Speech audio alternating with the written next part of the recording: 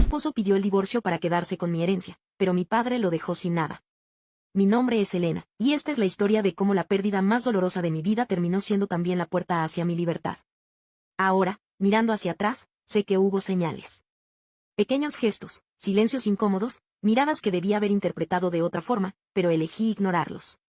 Mi padre nunca fue un hombre de muchas palabras, pero en presencia de mi esposo, su silencio parecía aún más pesado, casi ensordecedor. En nuestras cenas dominicales, en su pequeña casa de 2 dormitorios en los suburbios de Portland, él escuchaba cortésmente mientras mi esposo se entusiasmaba hablando de sus proyectos y supuestos negocios. Pero yo notaba cómo, a veces, sus manos curtidas se detenían a medio camino de alcanzar la taza de café, y como sus ojos grises se quedaban fijos en él, evaluándolo con una intensidad que me incomodaba.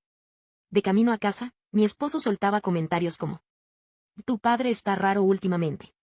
Tal vez ya no puede seguir el ritmo de una conversación real». Yo lo defendía, siempre.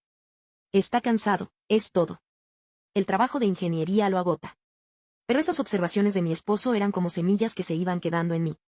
Y sin darme cuenta, empecé a preguntarme si mi papá se estaba volviendo más reservado, o si había algo más. Cuando mi esposo mencionaba su idea de comprar y renovar casas en el Pearl District, el tenedor de papá se quedaba suspendido sobre el plato. No lo interrumpía, pero preguntaba: «¿Cuánta experiencia tienes con permisos de construcción? ¿Qué harías si el mercado cambia?». No eran preguntas casuales. Eran directas, precisas, y yo veía cómo incomodaban a mi esposo. Él respondía con frases vagas como fase de investigación de mercado o construyendo las asociaciones correctas. La tensión era sutil, pero crecía. Recuerdo una noche en particular, cuando mi esposo llegó luciendo un Rolex que claramente era falso. Papá se limitó a decir: «Bonito reloj». «Y gracias, es cuestión de proyectar éxito. Los clientes tienen que ver que hablas en serio», contestó él. Mi papá solo asintió, pero revisó su viejo Timex, el mismo que llevaba más de 15 años. Después, mientras lavábamos los platos, me preguntó: «¿Cómo está tu cuenta de ahorros, hija?». «Bien, ¿por qué?». «Nunca olvides guardar algo aparte. Nunca se sabe». No lo supe entonces, pero esas conversaciones eran su manera de advertirme. No estaba siendo antipático, estaba observando. Estaba protegiéndome de algo que él ya había visto venir. Todo se rompió la mañana que sonó mi teléfono a las 6:47. Era un médico del Providence Medical Center. Un infarto masivo. No llegaron a tiempo. Papá se había desplomado en su cocina mientras preparaba café. La prensa francesa aún estaba caliente cuando lo encontraron. Recuerdo estar sentada en el estacionamiento del hospital, llorando sobre el hombro de mi esposo. Él me abrazaba, me decía lo correcto, pero pronto pasó a un modo organizador: funeraria, listas, llamadas. No me dejó tocar nada, insistiendo en que se encargaría de todo. En la funeraria, incluso habló de las pertenencias de papá con un interés que me produjo un escalofrío. Tenía una gran colección de equipo de pesca vintage y relojes antiguos. Piezas de colección. Yo me pregunté cómo lo sabía.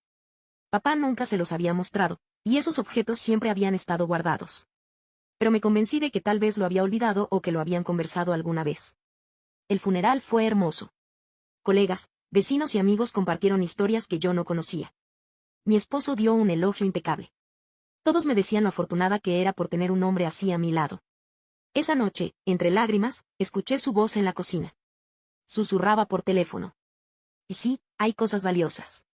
Los relojes, sobre todo». No, ella no sabe nada todavía. Mejor dejarla llorar primero. No lo confronté. No podía. El dolor me nublaba, y preferí creer que estaba hablando de arreglos legales. 4 semanas después, el abogado de mi padre, Alberto, me llamó para hablar sobre el testamento. Fui con mi esposo. Él insistió en manejar. «Todavía estás muy afectada para encargarte de esto sola». La oficina de Alberto olía a cuero y café. Me ofreció sus condolencias y luego, con calma, me dijo: «El patrimonio de tu padre es más sustancial de lo que podrías imaginar». Yo no entendía. Mi padre vivía con modestia. Pero Alberto explicó: había ahorrado, invertido con cuidado, mantenido un seguro de vida desde que mi madre murió. La cifra me dejó sin aliento: $850,000. Mi esposo apretó mi mano con fuerza. «Es una gran oportunidad para nosotros», dijo, como si ya fuera suyo. Pero Alberto añadió algo más: «Hay condiciones que debemos revisar con calma». No lo sabía entonces, pero esas condiciones cambiarían todo. El camino de regreso desde la oficina de Alberto fue extraño. Mi esposo mantenía ambas manos en el volante, tan apretadas que sus nudillos se volvían blancos. El número, $850.000, parecía retumbar en el aire entre nosotros. ¿Puedes creerlo? Y dije al estacionarnos. Papá estuvo construyendo todo esto para mí y yo no tenía idea. Es increíble, Elena, contestó, mirándome con una intensidad que no le había visto antes. Vamos a poder hacer mucho con ese dinero. La palabra nosotros se me quedó en la cabeza, pero no la cuestioné. Éramos un matrimonio. Claro que hablaría en plural, o al menos eso quise pensar. Esa misma noche, desplegó revistas de bienes raíces sobre la mesa de la cocina. Me habló de camionetas de lujo, equipo de campamento, un bote, viajes exóticos. Señaló una camioneta que costaba más de lo que yo ganaba en un año y dijo: es perfecta para nuestros fines de semana. Que es casi $70,000, le recordé. Amor, acabamos de heredar casi 1 millón. Podemos permitirnos vivir un poco. Durante los días siguientes, sus ideas se volvieron más extravagantes: remodelaciones de cocina con encimeras de granito, relojes de diseñador, vacaciones de 3 semanas en Asia. Yo intentaba frenarle, proponiendo invertir la mayor parte como hacía papá, pero eso solo provocaba que su tono se volviera frío. Estás siendo ridícula, Elena. Esta es nuestra oportunidad de construir algo grande, decía. ¿Construir qué?, preguntaba yo. Un portafolio de bienes raíces. Comprar, renovar y duplicar el dinero en 2 años. Le recordé que no tenía experiencia en construcción, ni licencias, ni proyectos exitosos que respaldaran esa idea. Su respuesta fue acusarme de no creer en él, de ser igual de negativa que mi padre. Y así, poco a poco, las muestras de cariño que habían sido normales entre nosotros fueron desapareciendo. Ya no me traía café por las mañanas ni me preguntaba cómo había estado mi día. Las conversaciones giraban exclusivamente en torno a dinero y a cómo él quería gastarlo. La fricción se volvió insoportable cuando descubrí que estaba llamando a concesionarios de autos y a vendedores de botes, diciéndoles que pronto recibiríamos una gran herencia y dejando mi nombre como co-compradora.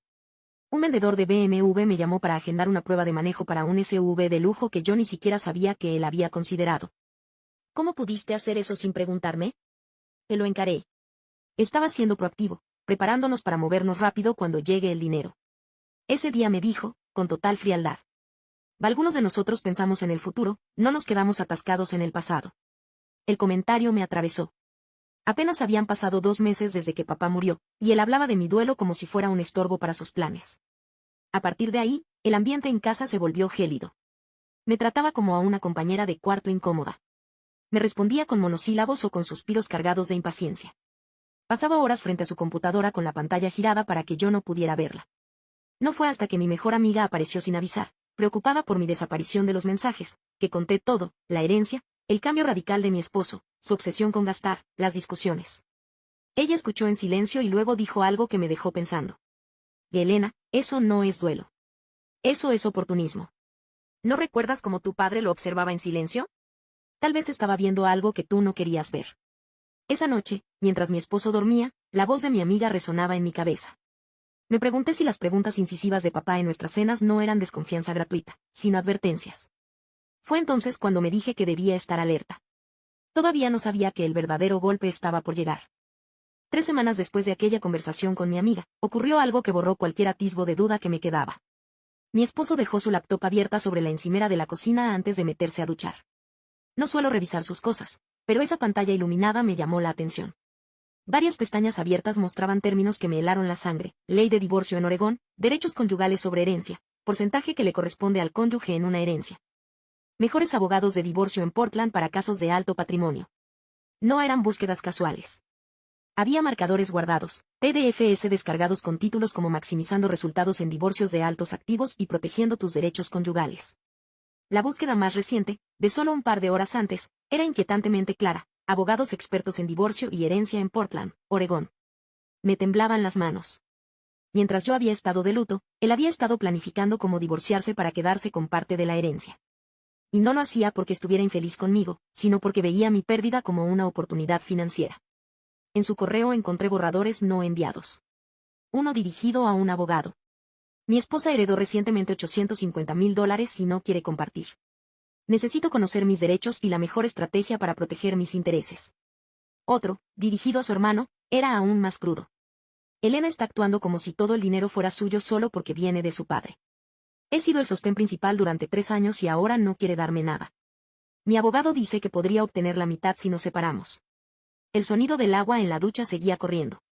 Cerré todo rápido y fui a la sala, fingiendo leer una revista cuando salió, como si nada. Esa noche apenas dormí. Sentía que la persona que tenía al lado no solo había cambiado, siempre había sido así, y yo no lo había querido ver. Al día siguiente, llamé a Alberto. Necesitaba entender esas condiciones que había mencionado en nuestra primera reunión. Accedió a verme ese mismo día. Cuando llegué, me recibió con gesto grave. Tu padre fue muy específico, Elena, dijo mientras sacaba un documento grueso. Hace unos meses antes de morir, vino con inquietudes sobre tu matrimonio. No me dio detalles, pero me pidió que protegiera su patrimonio de cualquier persona que pudiera aprovecharse. Desplegó unas páginas marcadas con pestañas rojas. La herencia está en un fideicomiso. Para acceder a ella debes cumplir una de estas dos condiciones: permanecer soltera por al menos un año desde la muerte de tu padre, o, si estabas casada al momento de su fallecimiento, estar legalmente divorciada y soltera por un mínimo de 6 meses antes de liberar los fondos. Me quedé sin palabras. ¿Y si sigo casada? En ese caso, todo el dinero iría a la Fundación de Veteranos Discapacitados de Oregón. Ni un centavo para ti, ni para tu esposo. Sentí un vuelco en el estómago. Papá había diseñado una trampa perfecta para separar el amor verdadero del interés económico. ¿Y él sabe esto? Pregunté. No, y legalmente no tiene por qué saberlo. Alberto sacó entonces un sobresellado con mi nombre. Era una carta de papá. Con manos temblorosas, la abrí. Sus palabras eran como escuchar su voz. Si estás leyendo esto, significa que mis temores sobre tu esposo eran fundados. El amor real no ve etiquetas de precio. No dejaré que alguien use mi muerte para sacar provecho de ti. Este dinero es tuyo, pero solo cuando estés libre de cualquiera que lo quiera más que a ti. Salí de esa oficina con algo que no había sentido en meses: esperanza. Mi esposo estaba a punto de cavar su propia tumba, y él no lo sabía. No tuve que esperar mucho para que él mismo se delatara. Un par de semanas después de mi reunión con Alberto, llegué del trabajo y lo encontré sentado en la mesa de la cocina, con papeles impresos y un aire de falsa calma. Necesitamos hablar, dijo, sin levantar la vista. Me senté frente a él. Reconocí logotipos de firmas de abogados y fragmentos de legislación sobre divorcio. Creo que ambos sabemos que este matrimonio ya no funciona, soltó. Has cambiado desde que murió tu padre. Te has vuelto egoísta y poco razonable con el dinero. Me mordí la lengua. ¿Y cuál es tu propuesta? Divorciarnos. Así podremos seguir con nuestras vidas. Tú te quedas con la herencia, yo con lo que me corresponde de nuestros bienes. Quise reír. No lo hice. ¿Eso es todo? Pregunté, con un tono tan plano que él no detectó la ironía.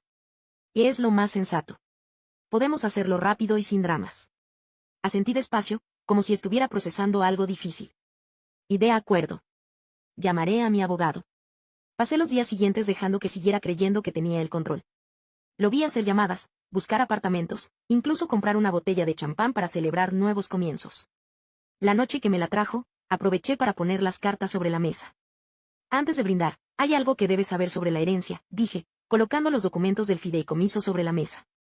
No es mía todavía. Está en un fideicomiso con condiciones específicas. Solo puedo recibirla si estoy soltera o divorciada y permanezco 6 meses sin pareja. Si me quedo casada, todo va a una fundación. La copa de champán se le resbaló de la mano y se estrelló contra el suelo. Eso es imposible, susurró, buscando alguna línea que lo salvara. Lo diseñó papá 8 meses antes de morir. Y sí, tenía preocupaciones sobre ti. Su cara pasó de incredulidad a ira, y de ira a pánico.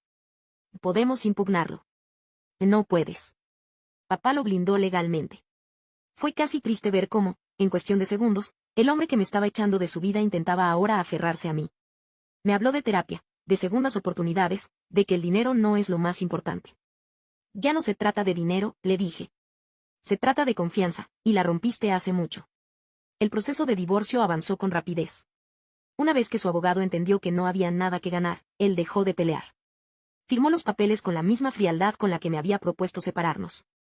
El día que el juez lo aprobó, salí del tribunal bajo una llovizna fría, pero sintiéndome más ligera que en años. Habían pasado apenas 7 meses desde la muerte de papá, y aunque el dolor seguía ahí, ya no estaba atrapada en un matrimonio que se había convertido en una transacción. El periodo de espera de 6 meses comenzó ese mismo día. Y por primera vez en mucho tiempo, sentí que tenía el control de mi vida. El periodo de espera fue como un respiro profundo después de años conteniendo el aire. Tenía que permanecer soltera y no convivir con nadie durante 6 meses para recibir el dinero, pero más allá de la condición legal, fue un tiempo para recomponerme. Me enfoqué en mi trabajo, y ese esfuerzo me valió una promoción inesperada. Empecé terapia para procesar no solo la muerte de papá y el divorcio, sino también patrones míos que habían facilitado que alguien como él tuviera tanto control sobre mi vida. También me permitía hacer cosas que antes siempre posponía. Salir a caminar por senderos de montaña. Retomar la fotografía. Apuntarme a clases de acuarela. Pasar las tardes enteras en silencio, con un libro y una taza de té, sin tener que dar explicaciones. Los 6 meses pasaron más rápido de lo que imaginaba. La llamada de Alberto llegó una fría mañana de febrero. Elena, felicidades. A partir de hoy cumples todas las condiciones. ¿Quieres que organicemos la transferencia? Esa misma tarde, el fideicomiso se liberó. Me convertí oficialmente en la dueña de $850,000, sin ataduras, sin tener que dar cuentas a nadie. Lo primero que hice fue donar una parte significativa a la Fundación de Veteranos Discapacitados, tal como papá había previsto si yo me quedaba casada. Luego, tomé una decisión que había soñado en silencio durante años, dejar Portland y mudarme a la costa. Encontré una cabaña modesta en Manzanita, con 2 dormitorios y una terraza que daba al mar. No era lujosa, pero era mía por completo, sin hipoteca, sin deudas. Adopté a Nina y Toby, 2 perros de refugio que habían llegado en paquete porque nadie quería separarlos. Llenaron la casa de compañía y rutinas felices, caminatas en la playa al amanecer, siestas junto a la estufa, carreras improvisadas en la arena. Mis días encontraron un ritmo nuevo. Por las mañanas pintaba o tomaba fotos de las olas. Por las tardes, cocinaba mientras sonaba música suave. Algunas noches, simplemente me sentaba en la terraza a ver cómo el cielo se incendiaba en tonos naranjas y rosas. En esos momentos, sentía a papá cerca. Sabía que el fideicomiso había sido más que una protección financiera. Había sido su manera de darme el espacio para ver la verdad por mí misma, de empujarme, sin forzarme, a elegir una vida donde no estuviera atada a quien no me valoraba. A veces me llegaban mensajes de mi ex, siempre disfrazados de cordialidad, pero con un subtexto evidente, curiosidad por mi situación actual. No respondía. No había nada más que decir. Un par de años después, en el aniversario de la muerte de papá, llevé flores a su tumba. Gracias, le dije. No solo por el dinero. Por confiar en que yo sería capaz de salir adelante. Por salvarme incluso cuando yo no sabía que necesitaba ser salvada. Al volver a mi cabaña, Nina y Toby me recibieron moviendo la cola. Me quité los zapatos y me senté en la terraza con una taza de café, mirando el horizonte. Sentí una calma profunda. Estaba exactamente donde debía estar, libre, segura, y rodeada de un amor que no tenía condiciones ni segundas intenciones. Papá había tenido razón. A veces, lo más amoroso que alguien puede hacer, es darte las herramientas para salvarte tú misma. No olvides dejar tu opinión en los comentarios, dejar tu like y compartir este video.